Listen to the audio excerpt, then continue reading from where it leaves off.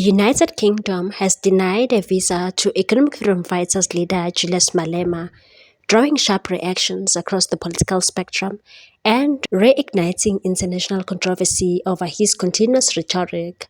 Malema, who was due to speak at the prestigious Cambridge conference this weekend, received the visa rejection just hours before departing from Johannesburg's OR Tambo International Airport. Expressing outrage, Malema condemned the decision as unacceptable and spineless, asserting it was part of a broader effort to silence dissenting political voices, and said I was assured by officials that the visa issue would be resolved by 3:30 p.m. Instead, I was met with deliberate obstruction at the 11th hour. The conference, known for fostering dialogue on pressing global issues, had invited Malema to speak on political resistance and land reform in Africa, topics central to his party's radical platform. Lobby group AfriForum quickly welcomed the UK's move, hailing it as a victory in its ongoing international campaign against Malema. Taking it to social media, the CEO wrote, "Great news, this is the only beginning. We are calling on the global community to take punitive action against Julius Malema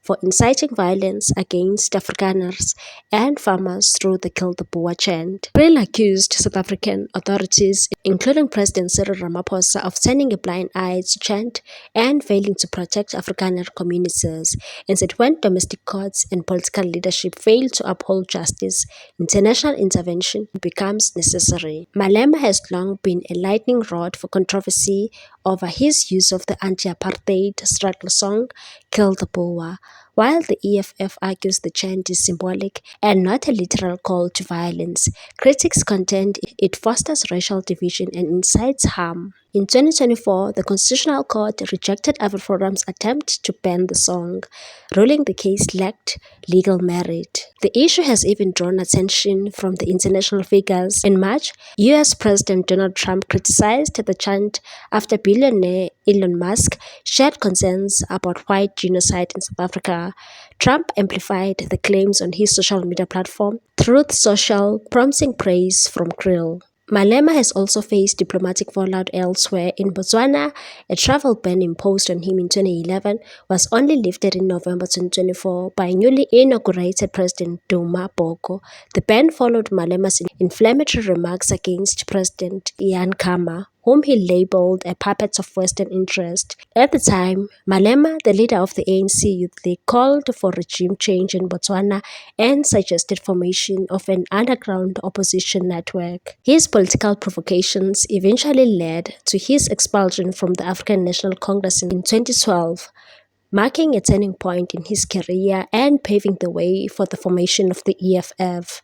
Despite mounting criticism and diplomatic isolation, Malema remains defiant and said they may deny us platforms, but they will never silence the ideas we carry. As the international spotlight intensifies, Malema's case continues to stir debate over the boundaries of the free speech, political resistance, and responsibilities of global leaders in confronting hate speech. People also reacted and mocked Julius Malema after he was denied a visa to the UK. Responding to the statement he posted on his X account, one suggested that Malema must find creative ways to enter in the UK and said, "Take a boat with the colonizers." While someone also said, "There's a boat leaving from Morocco tomorrow." While some of Malema's supporters expressed solidarity, others reacted with a sharp criticism and mockery.